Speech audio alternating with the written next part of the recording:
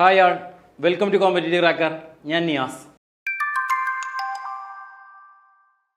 അപ്പോൾ നമ്മളുടെ ഡ്രൈവർ എക്സാമിലെ മറ്റൊരു സ്പെഷ്യൽ ഏരിയയിലെ ടോപ്പിക്കാണ് qualities of A good driver എന്ന് പറയുന്ന ഭാഗം. അതായത് നമ്മൾ കുറേ കാര്യങ്ങൾ പഠിക്കുന്ന സമയങ്ങളിൽ നമ്മൾ ഏറ്റവും കൂടുതൽ പറയുന്ന ഒരു കാര്യമാണ് ആ ഡ്രൈവറുടെ ക്വാളിറ്റിക്ക് അനുസരിച്ചാണ് നമ്മുടെ വാഹനത്തിൻ്റെ നിയന്ത്രണം എന്നൊക്കെ പറയുന്നത്. അപ്പോൾ അതേപോലെ നമുക്ക് പഠിക്കേണ്ട ഒരു ഭാഗം കൂടിയാണ് qualities of A good driving എന്ന് പറയുന്നത്. ഇപ്പോൾ നമ്മളുടെ എക്സാമിൽ ഏതെങ്കിലുമൊക്കെ ഒരു 4 സ്റ്റേറ്റ്മെൻറ്റ് വന്നിട്ട് അത് ഡ്രൈവറുടെ നല്ലൊരു ക്വാളിറ്റി ഏതാണ് എന്നുള്ള രീതിയിലൊക്കെ ചോദിക്കാനും, അതേപോലെ തന്നെ ഇതിൽ ഏറ്റവും ഇമ്പോർട്ടൻ്റ് ആയിട്ടുള്ള ഒരു ചെറിയ ഒരു കാര്യം വരുന്നുണ്ട്. ആ കാര്യത്തെക്കുറിച്ച് നമുക്ക് അധിക എക്സാമുകളിലും ചോദിച്ച് കണ്ടിട്ടുണ്ട്. അപ്പോൾ ആ കാര്യങ്ങളൊക്കെ എന്തൊക്കെയാണെന്നുള്ള കാര്യങ്ങൾ നമുക്ക് ഇന്നത്തെ ഈ ഒരു ക്ലാസ്സിലൂടെ നോക്കാം. അപ്പോൾ ഒരു ഡ്രൈവർക്ക് ഉണ്ടായിരിക്കേണ്ട നല്ല കുറച്ച് ക്വാളിറ്റീസ് എന്തൊക്കെയാണെന്നുള്ളത് നമുക്ക് നോക്കാം. എന്താണ് ആ ക്വാളിറ്റി കൊണ്ട് ഉദ്ദേശിക്കുന്നതല്ല, സിമ്പിൾ കാര്യമാണ്. നമുക്ക് ഒറ്റ തവണ തന്നെ നിങ്ങൾക്ക് ക്ലാസ് കണ്ടു കഴിഞ്ഞാൽ മനസ്സിലാവുന്ന കാര്യമാണ്. കൂടുതൽ ഇരുന്ന് പഠിക്കേണ്ട കാര്യങ്ങളൊന്നുമില്ല. ഒരൊറ്റ തവണ നിങ്ങൾ കൃത്യമായിട്ടൊന്ന് ഫുള്ളായിട്ട് നിങ്ങൾ ഈ ക്ലാസ് കാണാൻ വേണ്ടി ശ്രമിച്ചാൽ മതി. ഇതിൽ നിന്ന് വരുന്ന മാർക്ക് എന്തായാലും, ഇതിൽ നിന്ന് ക്വസ്റ്റ്യൻസ് ചോദിക്കുന്നുണ്ടെങ്കിൽ എന്തായാലും ആ മാർക്ക് നിങ്ങൾക്ക് സ്കോർ ചെയ്യാൻ കഴിയും. അപ്പോൾ ഫസ്റ്റ് വൺ എന്ന് പറയുന്നത് ക്ഷമ, അല്ലേ? നമ്മൾ നോർമലി പറയേണ്ടത്, നമുക്ക് വാഹനം ഓടിക്കുമ്പോൾ ഇന്നത്തെ കാലത്ത് ഏറ്റവും കൂടുതൽ ഉണ്ടായിരിക്കേണ്ട ഒരു സംഭവം കൂടിയാണ് എന്ത് പറയുന്നത്, വാഹനത്തിന് ക്ഷമ എന്ന് പറയുന്നത്. ഒരു ഡ്രൈവറുടെ നല്ല ക്വാളിറ്റിയാണ് ക്ഷമ എന്ന് പറയുന്നത്. ഒരു നല്ല ഡ്രൈവർ എപ്പോഴും നല്ല ക്ഷമാശീലമുള്ള ഒരു വ്യക്തി ആയിരിക്കണം. അതായത് നമുക്കറിയാം, നമ്മുടെ വാഹനം കൊണ്ട് റോഡിൽ ഇറങ്ങുന്ന സമയത്ത് കുറേ പ്രശ്നങ്ങൾ നമ്മൾ നേരിടേണ്ടി വരും. എതിരെ വരുന്ന വാഹനത്തിൽ ആളുകളുടെ രീതി അനുസരിച്ച്, അവരുടെ ഡ്രൈവിംഗ് രീതി അനുസരിച്ച്, റോഡിലെ കണ്ടീഷൻസ്, അങ്ങനെ കുറേ കാര്യങ്ങൾക്കുണ്ട്, ബ്ലോക്ക് കാര്യങ്ങളൊക്കെ നമുക്കറിയാലോ. അപ്പം അങ്ങനെയൊക്കെയുള്ള സമയങ്ങളിൽ നല്ല ക്ഷമയുള്ള ഒരാളായിരിക്കണം നല്ല ഡ്രൈവർ എന്ന് പറയുന്നത്. നമുക്ക് ക്ഷമ ഇല്ലെങ്കിൽ എന്താ സംഭവിക്കുക, നമ്മൾ അർജൻറ്റായിട്ട് എന്തെങ്കിലും കാണിച്ചു കൂട്ടും. ആർജൻറ്റായിട്ട് കാണിച്ചു കൂട്ടുന്നത് ചിലപ്പോൾ വലിയൊരു അപകടത്തിലോട്ട് സാധ്യത വെക്കുകയും ചെയ്യും.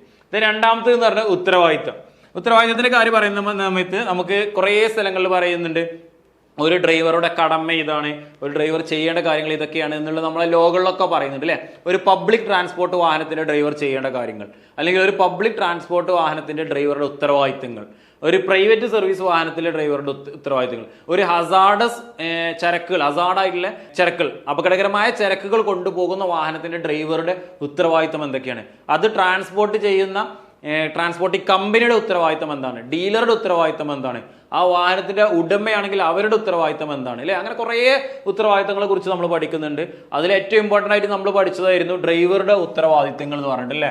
അപ്പൊ ഡ്രൈവറുടെ ഉത്തരവാദിത്തം, ഒരു ഡ്രൈവർ എങ്ങനെയായിരിക്കണം, ഡ്രൈവറുടെ ഉത്തരവാദിത്തത്തെ കുറിച്ച് പറയുകയാണെങ്കിൽ ഒരു നല്ല ഡ്രൈവർ എപ്പോഴും തന്റെ ഉത്തരവാദിത്തോടു കൂടി കൂറ് പുലർത്തുന്ന ഒരു വ്യക്തിയായിരിക്കണം. താൻ ചെയ്യുന്നത് ഇപ്പോൾ ഒരു പബ്ലിക് സർവീസ് വാഹനത്തിന്റെ ഡ്രൈവർ ആണെന്നുണ്ടെങ്കിൽ അദ്ദേഹം ഒരു ട്രിപ്പ് എടുക്കുകയാണെന്നുണ്ടെങ്കിൽ നമ്മൾ ആ മോട്ടോർ വെഹിക്കിൾ ഡ്രൈവിംഗ് റെഗുലേഷൻസിലൊക്കെ കൃത്യമായിട്ട് ആ കാര്യങ്ങൾ പറയുന്നുണ്ട്. സെൻട്രൽ മോട്ടോർ വെഹിക്കിൾ റൂൾസിലും പറയുന്നുണ്ട് ഈ ഒരു കാര്യം എന്ന് പറയുന്നത്. എന്താ പറയുന്നത്, അതായത് ഒരു ഡ്രൈവിങ്ങിൽ നമ്മളൊരു ട്രിപ്പ് എടുത്തു കഴിഞ്ഞാൽ ആ ട്രിപ്പ് എത്തുന്നത് വരെ അദ്ദേഹത്തിന് പൂർണ്ണമായിട്ടും അതിനോട് ഉത്തരവാദിത്തം ഉണ്ടായിരിക്കണം, അല്ലേ? ആ യാത്രക്കാരെ കറക്റ്റായി സുരക്ഷിതമായിട്ട് ഇറക്കേണ്ടതും കയറ്റേണ്ടതും മറ്റു കാര്യങ്ങൾ ശ്രദ്ധിക്കേണ്ടതും, അല്ലേ? അവരുടെ സേഫ്റ്റി ഉറപ്പാക്കേണ്ടതൊക്കെ ആ ഡ്രൈവറുടെയും കൂടി ഒരു കടമയാണ് എന്നുള്ള കാര്യങ്ങളൊക്കെ നമ്മൾ പറയുന്നുണ്ട്. ദെൻ അടുത്തതെന്ന് പറയുന്നത് ആത്മവിശ്വാസം, സെൽഫ് കോൺഫിഡൻസ്, അല്ലേ? നമുക്ക് നല്ല രീതിയിൽ ഒരു കോൺഫിഡൻസ് ഇല്ലെങ്കിൽ വാഹനം ഓടിക്കുമ്പോൾ നമുക്ക് അപകടങ്ങളൊക്കെ പറ്റാനുള്ള സാധ്യത ഉണ്ട്. ആ കോൺഫിഡൻസ്, ഓവർ കോൺഫിഡൻസ് ആയി കഴിഞ്ഞാലും പ്രശ്നമാണ്. നമ്മൾ ചില സമയങ്ങളിൽ ഓവർടേക്ക് ചെയ്യുന്ന സമയത്തൊക്കെ നമുക്ക് ഓട്ടോമാറ്റിക്കലി കിട്ടുമെന്നുള്ളൊരു ഓവർ കോൺഫിഡൻസ് കാരണമൊക്കെ ആയിരിക്കും പല വാഹനങ്ങളും നമ്മൾ ലൈന് മാറിപ്പോകുന്ന സമയങ്ങളിൽ എതിരെ വരുന്ന വാഹനങ്ങൾക്ക് അപകടങ്ങളൊക്കെ ഉണ്ടാക്കുന്നത്.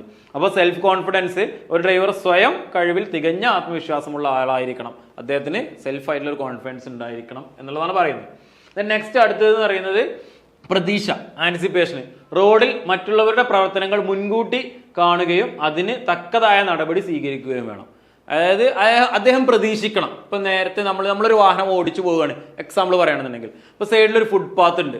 അപ്പോൾ സൈഡിലൊരു ഫുട്പാത്ത് ഉണ്ടെങ്കിൽ അതിൽ 2 പേരോ 3 പേരോ നടന്നു പോകുന്നുണ്ടെങ്കിൽ നമ്മൾ പ്രതീക്ഷിക്കണം അവരെ എപ്പോൾ വേണമെന്നുണ്ടെങ്കിലും ഫുട്പാത്തിൽ നിന്ന് മാറി റോഡിലോട്ട് വരാം, അല്ലേ? നമ്മൾ ഓടുന്ന സ്ഥലത്തോട്ട് വരാം. അല്ലെങ്കിൽ ഒരു സീബ്ര ലൈൻ നമ്മൾ ഫ്രണ്ടിൽ ദൂരത്തെ കാണുന്നുണ്ടെങ്കിൽ നമ്മൾ പ്രതീക്ഷിക്കണം ആ സീബ്ര ലൈനിലൂടെ ക്രോസ് ചെയ്യാൻ വേണ്ടിയിട്ട്, അല്ലേ? പെഡസ്ട്രിയൻ ക്രോസിങ്ങിലൂടെ പെഡസ്ട്രിയൻസ് ക്രോസ് ചെയ്യാൻ വേണ്ടിയിട്ട് റെഡിയായി നിൽക്കുന്ന ആളുകൾ ആ സൈഡിൽ എവിടെയെങ്കിലും ഉണ്ടാവും, അവർ റോഡിലോട്ട് ഇറങ്ങാം. അപ്പം അങ്ങനെ നമ്മൾ പ്രതീക്ഷിക്കണം. മറ്റുള്ള വാഹനങ്ങൾ വരുന്ന സമയത്തൊക്കെ അങ്ങനെ എന്ത് ചെയ്യണം, മുൻകൂട്ടി കാണണം. ഒരു സൈക്കിൾ റിക്ഷക്കാരനുണ്ടെങ്കിൽ ഒരു സൈക്കിൾ റിക്ഷക്കാരൻ ഓടിച്ചു പോകുന്ന സമയത്ത് അയാൾ ഇങ്ങോട്ട് വരാം. അല്ലെങ്കിൽ ഒരു വളവിലൂടെയാണ് നമ്മൾ വാഹനം ഓടിക്കാൻ പോകുന്നുണ്ടെങ്കിൽ തൊട്ട് മുന്നിലൊരു വളവാണ് കാണുന്നുണ്ടെങ്കിൽ എതിരെ വരുന്ന വാഹനം മേ ബി വളച്ചിട്ട് കിട്ടാഞ്ഞിട്ട് നമ്മളെ ഭാഗത്തോട്ട് കയറി വരാം സാധ്യതയുണ്ട്. അപ്പൊ നമ്മളിത് മുൻകൂട്ടി കാണണം, അതായത് നമ്മൾ പ്രതീക്ഷിച്ച് ഇരിക്കണം, ആൻസിപ്പേഷൻ. നെക്സ്റ്റ് ഏകാഗ്രത. നമ്മൾ ഏതൊരു കാര്യത്തിലും നമുക്ക് വേണ്ട ഒരു സംഭവമാണ് കോൺസെൻട്രേഷൻ എന്ന് പറയുന്നത്. ഡ്രൈവിംഗിൽ മാത്രമല്ല, ഡ്രൈവിംഗിൽ നിർബന്ധമായിട്ടും വേണ്ട ഒരു കാര്യമാണ് കോൺസെൻട്രേഷൻ എന്ന് പറയുന്നത്. അപ്പോൾ നമ്മൾ ഡ്രൈവിംഗ് എന്ന് പറഞ്ഞാൽ നല്ലൊരു കലയാണ് നമ്മൾ എപ്പോഴും പറയാറുണ്ട്. അതായത് നമ്മുടെ കൈയും കാലും കണ്ണും തലയും ചെവിയും ബ്രെയിനും എല്ലാം അല്ലെ, എല്ലാം ഒരേ സമയത്ത് വർക്ക് ചെയ്യുന്ന ഒരു കാര്യമാണ് ഡ്രൈവിംഗ് എന്ന് പറയുന്നത്. അത്യാവശ്യം നല്ല രീതിയിൽ ഏബിൾ ആയിട്ട് ഡ്രൈവ് ചെയ്യുന്ന ഒരാൾ എന്ന് പറഞ്ഞാൽ അത്യാവശ്യം നല്ല രീതിയിൽ അയാൾക്ക് നല്ല കഴിവുകളുണ്ട് എന്ന് തന്നെയാണ് അർത്ഥം. നമ്മളൊരു ഡ്രൈവിംഗ് ഒരിക്കലും ഒരു മോശം കാര്യമല്ല, നല്ലൊരു കാര്യത്തിൽ ഉൾപ്പെടുത്താൻ പറ്റുന്ന കാര്യമാണ് ഒരു വാഹനം ഓടിക്കാൻ കഴിയുക എന്ന് പറയുന്നത്, ഒരു ഹെവി വാഹനം ഓടിക്കാൻ കഴിയുക എന്ന് പറയുന്നത്. അപ്പോൾ കോൺസെൻട്രേഷൻ നല്ല രീതിയിൽ ഒരു ഡ്രൈവർക്ക് നിർബന്ധമായിട്ടും വേണം. ഒരു നല്ല ഡ്രൈവർ വാഹനം ഓടിക്കുമ്പോൾ തൻ്റെ ഏകാഗ്രത കൈവെടിയാൻ പാടില്ല. കോൺസെൻട്രേഷൻ ഉണ്ടെങ്കിൽ മാത്രമേ അദ്ദേഹത്തിന് കൃത്യമായിട്ട് ചെയ്യാൻ പറ്റുള്ളൂ. കോൺസെൻട്രേഷൻ നഷ്ടപ്പെട്ടു കഴിഞ്ഞാൽ അപകടങ്ങൾക്കും മറ്റുള്ള കാര്യങ്ങൾക്കൊക്കെ സാധ്യതയുണ്ട്. ദെൻ നെക്സ്റ്റ് മര്യാദ. നമ്മൾ ക്ഷമ പറഞ്ഞപ്പോൾ അതിൽ വരുന്ന അതിൻ്റെ ഒരു ലിങ്ക് ചെയ്ത് പറയേണ്ട ഒരു കാര്യം തന്നെയാണ് മര്യാദ എന്ന് പറയുന്നത് അല്ലേ. ഒരു നല്ല ഡ്രൈവർ നല്ല മര്യാദയുള്ള വ്യക്തിയും മറ്റുള്ള റോഡ് ഉപയോക്താക്കളോട് ബഹുമാനമുള്ളയാളും മാന്യമായി പെരുമാറുന്ന ആളുമായിരിക്കണം. നോർമലി നമ്മൾ മാത്രമല്ല മറ്റു റോഡ് ഉപയോക്താക്കളോടും നല്ല രീതിയിൽ നല്ല മര്യാദയോട് കൂടിച്ച് വാഹനം ഓടിക്കുന്ന മര്യാദയോടുകൂടി പെരുമാറുന്ന ഒരാൾ കൂടി ആയിരിക്കണം ഒരു നല്ല ഡ്രൈവർ എന്ന് പറയുന്നത്. ഇതൊക്കെ നമ്മൾ പറയുന്നത് എന്താണ്, ഒരു ഡ്രൈവറിന്റെ നല്ല ക്വാളിറ്റീസ് അല്ലെ, ഗുഡ് ക്വാളിറ്റീസ് ഓഫ് ഡ്രൈവർ ആണ് പറയുന്നത്. ദെൻ നെക്സ്റ്റ് ഡിഫെൻസീവ് ഡ്രൈവിംഗ്, പ്രതിരോധ ഡ്രൈവിംഗ്. ഇതാണ് നമുക്ക് ക്വസ്റ്റ്യൻസിൽ വരാനുള്ള സാധ്യതയുള്ള ഭാഗം, നമുക്ക് ഏറ്റവും കൂടുതൽ വന്നിട്ടുള്ള ഭാഗം. വരാനുള്ള സാധ്യത അതേപോലെ തന്നെ വന്ന ഭാഗം ഇത് തന്നെയായിരുന്നു, ഡിഫെൻസീവ് ഡ്രൈവിംഗ്. എന്താണ് ഡിഫെൻസീവ് ഡ്രൈവിംഗ് എന്ന് ചോദിക്കാറുണ്ട്. ഡിഫറെന്റ് ടൈപ്സ് ഓഫ് ഡ്രൈവിംഗ് ഒക്കെ പറയുന്ന സമയത്ത് നമ്മൾ പറയുന്നത് ഡിഫെൻസീവ് ഡ്രൈവിംഗ്. എന്താണ് ഡിഫെൻസീവ് ഡ്രൈവിംഗ്? റോഡിലെ അപകടങ്ങൾ മുൻകൂട്ടി കണ്ട് പ്രതിരോധപരമായി വാഹനം ഓടിക്കുന്ന പ്രവൃത്തിയാണ് പ്രതിരോധ ഡ്രൈവിംഗിൽ ഉൾപ്പെടുന്നവ. റോഡിന്റെ നമ്മൾ മുൻകൂട്ടി കാണുകയാണ്. ഞാൻ നേരത്തെ പറഞ്ഞത് സൈക്കിൾ റിക്ഷന്റെ കാര്യം പറഞ്ഞു, അതേപോലെ തന്നെ പെഡസ്ട്രിയൻ ക്രോസിംഗിന്റെ കാര്യം പറഞ്ഞു, ആളുകൾ പോകുന്നതാണ്. വേണ്ട, നേരെ ഓപ്പോസിറ്റ് വരുന്ന ഒരു വാഹനം അവൻ എപ്പോൾ വേണമെന്നുണ്ടെങ്കിലും മുന്നോട്ട് വരാം എന്ന് നമ്മൾ മുൻകൂട്ടി കണ്ട്, അല്ലെങ്കിൽ തൊട്ട് നമ്മൾ ഓവർടേക്ക് ചെയ്തൊരു വാഹനം വരുന്നുണ്ട്, ഓവർടേക്ക് ചെയ്ത് കഴിഞ്ഞാൽ അയാൾ നമ്മളുടെ മുന്നിലോട്ട് കയറും എന്ന് മനസ്സിലാക്കി നമ്മളൊന്ന് സ്ലോ ഡൗൺ ചെയ്ത് കൊടുക്കുക അല്ലെ. ഓവർടേക്ക് ചെയ്യുന്ന ആൾക്കൊന്ന് സ്ലോ ഡൗൺ ചെയ്ത് കൊടുക്കുക, അല്ലെങ്കിൽ ഇൻഡിക്കേറ്റർ ഇട്ടിട്ട് നമ്മൾ സിഗ്നൽ കൊടുക്കുക. ഇതൊക്കെ എന്താണ്, നല്ലൊരു ഡ്രൈവറുടെ ഒരു കമ്മ്യൂണിക്കേഷൻ ആണ്. ഡ്രൈവിംഗ് എന്ന് പറഞ്ഞു കഴിഞ്ഞാൽ ശരിക്കും രണ്ട് ഡ്രൈവറുകൾ തമ്മിലുള്ള കമ്മ്യൂണിക്കേഷൻസ് ആണ്. നിങ്ങളൊക്കെ പലപ്പോഴും വാഹനം ഓടിച്ചു പോകുന്ന സമയത്ത് നിങ്ങൾക്ക് ആ കമ്മ്യൂണിക്കേഷൻ കിട്ടിയിട്ടുണ്ടായിരിക്കും അല്ലെ. നമ്മളൊന്ന് ഓവർടേക്ക് ചെയ്യണമെന്നുണ്ടെങ്കിൽ, അല്ലെങ്കിൽ നമ്മളൊന്ന് ക്രോസ് ചെയ്യണമെന്നുണ്ടെങ്കിൽ മറ്റുള്ള ഡ്രൈവറോട് നമ്മൾ ചിലപ്പോൾ ഒരു ഹോൺ കൊണ്ടോ അല്ലെങ്കിൽ ഒരു ലൈറ്റ് കൊണ്ടോ അല്ലെങ്കിൽ ഒരു ഇൻഡിക്കേറ്റർ കൊണ്ടൊക്കെ ആയിരിക്കും നമ്മൾ എന്ത് ചെയ്യുന്നത്, കമ്മ്യൂണിക്കേറ്റ് ചെയ്യുന്നത്. അപ്പോൾ നമുക്ക് കമ്മ്യൂണിക്കേഷനിലൂടെ നമുക്കത് അറിയിക്കാൻ കഴിയും. അപ്പോൾ ഡിഫെൻസീവ് ഡ്രൈവിംഗ് എന്ന് പറയുന്നത് പ്രതിരോധാത്മകമായ ഡ്രൈവിംഗ് ആണ്. നമ്മൾ പിന്നെ നമ്മൾ അടുത്ത് വരുന്ന വാഹനങ്ങൾ, അടുത്ത് വരുന്ന യാത്രക്കാർ, മറ്റു ആളുകൾ, ഇനിയിപ്പോൾ നമ്മളൊരു ഫോറസ്റ്റിലൂടെ ഡ്രൈവ് ചെയ്യുകയാണെന്നുണ്ടെങ്കിൽ മൃഗങ്ങൾക്കുള്ള സാധ്യതയുണ്ട്. അങ്ങനെയുള്ള കാര്യങ്ങളൊക്കെ നമ്മൾ മുൻകൂട്ടി കണ്ടിട്ട് വാഹനത്തെ അപകടങ്ങൾ ഇല്ലാതിരിക്കാൻ വേണ്ടിയിട്ട് അങ്ങനെ രീതിയിൽ ഡ്രൈവ് ചെയ്യുന്നത് നമ്മൾ എന്ത് പറയുന്നത്, ഡിഫെൻസീവ് ഡ്രൈവിംഗ് എന്ന് പറയുന്നത് കേട്ടോ. ഇതൊരിക്കൽ ചോദിച്ചിട്ടുള്ള ക്വസ്റ്റ്യൻ ആണ്, ഒരിക്കലല്ല 1-2 തവണ ചോദിച്ചിട്ടുള്ള ക്വസ്റ്റ്യൻ ആണ്. അപ്പൊ എന്തൊക്കെയാണ് അതിൽ ഉൾപ്പെടുന്നവ എന്നുള്ളത് നോക്കാം. പ്രതിരോധ ഡ്രൈവിംഗിൽ ഉൾപ്പെടുന്നവ എന്തൊക്കെയാണ്? ഒന്ന്, വേഗത നിയന്ത്രണം. എന്താണ്, നമുക്ക് ഓരോ റോഡിന്റെ കണ്ടീഷൻ അനുസരിച്ച് നമുക്ക് വേഗത നിയന്ത്രിക്കേണ്ടി വരും. നമ്മളിപ്പോൾ ഒരു റോഡിൽ 80 km/h എന്ന് പറഞ്ഞിട്ടുണ്ടെങ്കിലും മഴ ഉള്ള സമയത്താണ് നമ്മൾ ഓടിക്കുന്നതെന്നുണ്ടെങ്കിൽ നമ്മൾ 80 km ഓടിക്കാതെ നമുക്ക് റോഡിൽ സ്ലിപ്പായി പോകാൻ സാധ്യത ഉണ്ടെന്ന് മനസ്സിലാക്കി നമ്മളൊന്ന് സ്പീഡ് കുറച്ച് ഓടിക്കും. അപ്പം അങ്ങനെയുള്ള കാര്യങ്ങൾ, അങ്ങനെ കുറേ അധികം ഉദാഹരണങ്ങൾ പറയാനുണ്ട്. അപ്പം അങ്ങനെയുള്ള കാര്യങ്ങളൊക്കെയാണ് വേഗത നിയന്ത്രണത്തിൽ ഉൾപ്പെടുന്നത്. രണ്ടാമത്, മുന്നോട്ട് നോക്കിയ അപ്രതീക്ഷിത സംഭവങ്ങൾക്ക് തയ്യാറെടുത്തുകൊണ്ട് ഓടിക്കുക അല്ലേ. മുന്നോട്ട് നോക്കിയിട്ട് നേരത്തെ പറഞ്ഞ ഉദാഹരണങ്ങളൊക്കെ അതിൽ നമുക്ക് ഉൾപ്പെടുത്താൻ സാധിക്കും. എപ്പോഴും ജാഗ്രതയോടും ശ്രദ്ധ വ്യതിചലിക്കാതെയോടും ഇരിക്കുക. അത് നമ്മളെപ്പോഴും നമ്മൾ എന്ത് ചെയ്യണം, ജാഗ്രതയോട് കൂടിയിട്ട് ഇരിക്കണം. മറ്റ് ഡ്രൈവർമാരുടെ ഭാഗത്തു നിന്നും കാൽനട യാത്രക്കാരുടെ ഭാഗത്തു നിന്നും ഉണ്ടാകാൻ സാധ്യതയുള്ള എല്ലാവിധ പ്രവർത്തനങ്ങൾക്കും പ്രതികരണങ്ങൾക്കുമുള്ള തയ്യാറെടുപ്പ് നടത്തുക. മറ്റു വാഹനങ്ങൾ നമ്മുടെ മുന്നിലോട്ട് വരാൻ സാധ്യതയുണ്ട് അല്ലേ, അല്ലെങ്കിൽ നമ്മളെ മുന്നിൽ പോകുന്ന വാഹനം പെട്ടെന്ന് ബ്രേക്ക് ചെയ്യാനുള്ള സാധ്യതയുണ്ട് എന്ന് മനസ്സിലാക്കിക്കൊണ്ട് നമ്മൾ എന്ത് ചെയ്യണം, വാഹനം നമ്മൾ കെയർ ചെയ്തുകൊണ്ട് വാഹനം ഓടിക്കണം. അതിനൊക്കെയാണ് നമ്മൾ എന്ത് പറയുന്നത്, ഡിഫെൻസീവ് ഡ്രൈവിംഗ് എന്ന് പറയുന്നത്. ദെൻ മറ്റ് ഡ്രൈവർമാരെ ബഹുമാനിക്കുക. ഒരു വാഹനത്തിന് പിറകിൽ പോകുമ്പോൾ മതിയായ ദൂരം വാഹനങ്ങൾക്കിടയിൽ നിലനിർത്തുക. വളവുകളിൽ വേഗത നിയന്ത്രിക്കുകയും ഓവർടേക്ക് ചെയ്യാതിരിക്കുകയും ചെയ്യുക. അതൊക്കെ നമ്മൾ ഒരു നല്ല ഡ്രൈവിംഗ്, നല്ലൊരു ഡിഫെൻസീവ് ഡ്രൈവിംഗിൽ ഉൾപ്പെടുത്താൻ പറ്റുന്ന പോയിന്റ്സും കാര്യങ്ങളൊക്കെയാണ് ഇതുമായി ബന്ധപ്പെട്ട് വരുന്നത്. ദെൻ അടുത്തതെന്ന് പറയുന്നത് വാഹനത്തിന്റെ നിയന്ത്രണം, പരിപാലനം, ചെറിയ മെക്കാനിസം എന്നിവയുടെ അറിവ്. അതായത് നമ്മൾ ഒരു ഗുഡ് ക്വാളിറ്റീസ് ഓഫ് ഡ്രൈവർ പറയുമ്പോൾ അടുത്തൊരു പോയിന്റ് ആണ് കേട്ടോ. പ്രതിരോധ ഡ്രൈവിംഗ് അല്ല, നല്ല ക്വാളിറ്റി ഓഫ് ഡ്രൈവർ പറയുന്നതിലാണ്. വാഹനത്തിന്റെ നിയന്ത്രണം, ആ വാഹനത്തെ എങ്ങനെയൊക്കെ നിയന്ത്രിക്കാൻ കഴിയുന്നില്ല, അതിന്റെ പരിപാലനം എന്ന് പറഞ്ഞാൽ അറിയാം, ചില ആൾക്കാർ വാഹനം കൊണ്ടു നടക്കുന്നത് വളരെ മോശമായ രീതിയിലായിരിക്കും. നമ്മൾ സ്വയം കൊണ്ടു നടക്കുന്ന വാഹനമാണെങ്കിൽ അത് കൃത്യമായി പരിപാലിക്കുക.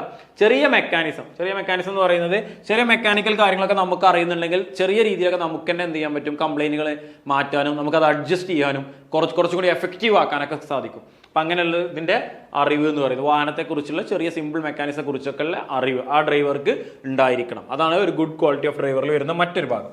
ദെൻ റോഡുകളെ കുറിച്ചും റെഗുലേഷനെ കുറിച്ചും അറിവ്, റോഡിലെ നിയമങ്ങളെ കുറിച്ച്, റോഡിലെ റെഗുലേഷൻസിനെ കുറിച്ച് നമ്മൾ ഉള്ളത്. അപ്പോൾ ആ ബേസിക് ആയ എല്ലാ കാര്യങ്ങളും അറിഞ്ഞിരിക്കണം എന്നല്ല, ആ ബേസിക് ആയ കാര്യങ്ങളൊക്കെ എന്ത് ചെയ്യണം, ഒരു ഡ്രൈവർക്ക് അറിഞ്ഞിരിക്കണം. ഇതൊക്കെ ഒരു നല്ല ഡ്രൈവറുടെ ക്വാളിറ്റീസ് എന്ന് പറയുന്നതാണ്.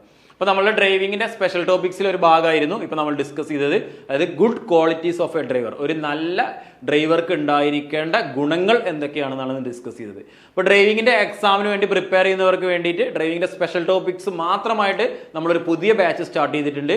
ഓൾറെഡി ഫുൾ ബാച്ചും അവൈലബിൾ ആണ്, 60 days ക്രാഷ് ബാച്ചും അവൈലബിൾ ആണ്. അപ്പോൾ നിങ്ങൾ ബാച്ചിൽ ജോയിൻ ചെയ്യാൻ വേണ്ടിയിട്ട് നിങ്ങൾ എന്ത് ചെയ്യുക, സ്ക്രീനിൽ കാണുന്ന നമ്പറിൽ കോൺടാക്ട് ചെയ്യുക. അതോടൊപ്പം തന്നെ നിങ്ങളുടെ കോഴ്സുമായി ബന്ധപ്പെട്ട കാര്യങ്ങളൊക്കെ അറിയാൻ വേണ്ടിയിട്ട്, അതിൻ്റെ ഡീറ്റെയിൽസ് കാര്യങ്ങൾ അറിയാൻ വേണ്ടിയിട്ട് നമ്പറിൽ കോൺടാക്ട് ചെയ്യുക. അപ്പോൾ എക്സാമിന് പഠിച്ചു തുടങ്ങാത്ത ആളുകളുണ്ടെങ്കിൽ ഉടനെ പഠിച്ചു തുടങ്ങുക. നല്ല രീതിയിൽ പഠിക്കുന്ന ആളുകളാണെന്നുണ്ടെങ്കിൽ പ്രീവിയസ് ഇയർ ക്വസ്റ്റ്യൻസും കാര്യങ്ങളൊക്കെ ചെയ്തിട്ട് പഠിക്കുക. അപ്പോൾ ഇതേപോലുള്ള വീഡിയോസ് നിങ്ങൾക്ക് ഇനിയും അവൈലബിൾ ആയിരിക്കും. നിങ്ങൾ വീഡിയോ ആദ്യമായിട്ടാണ് കാണുന്നതെങ്കിൽ ചാനൽ സബ്സ്ക്രൈബ് ചെയ്യുക. നിങ്ങൾ ഇഷ്ടപ്പെട്ടാൽ നിങ്ങളുടെ ഫ്രണ്ട്സിലോട്ടും ഷെയർ ചെയ്തെത്തിക്കുക. കോഴ്സിന് ഡീറ്റെയിൽസ് കാര്യങ്ങൾ അറിയാൻ നിങ്ങൾക്ക് സ്ക്രീനിൽ കാണുന്ന നമ്പറിൽ കോൺടാക്ട് ചെയ്യാവുന്നതാണ്. ഇതേപോലുള്ള വീഡിയോ ആയിട്ട് നമ്മൾ ഇനി വീണ്ടും കാണും. Okay, thank